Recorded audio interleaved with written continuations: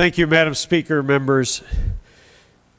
You know, I read these bills, I see these programs, and they sound so nice. Middle Class Scholarship Fund. Woohoo! Hallelujah! Praise the Lord. I love it. Sounds wonderful. Why don't we give one to everybody? As a matter of fact, why don't we expand them and give them to everyone around the world? Oh yeah, there's a slight little problem.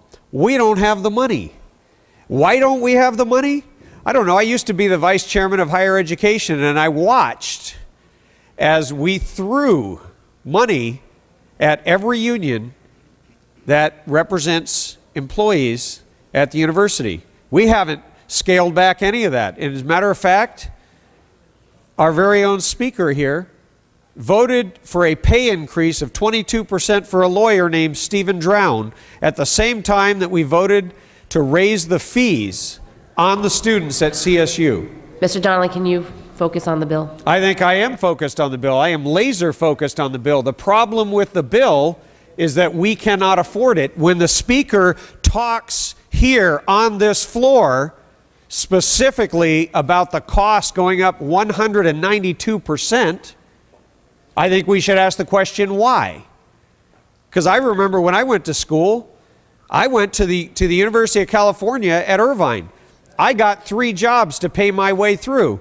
You know, my idea of a middle-class scholarship is a job and affordable education, not education where we are subsidizing every one of these union members so they can have this great pay package and all of these benefits. There's been no scaling back of that, and that's why the fees have gone up 192%. We build all these buildings that we can't afford because we've driven all these businesses out of the state of California.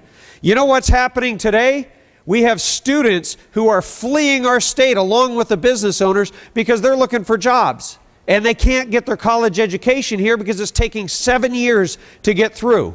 Meanwhile, we've expanded Cal Grants to include people who are illegally here or might illegally come here starting next year. $65 million we don't have with the California Dream Act. So this is absolutely insane.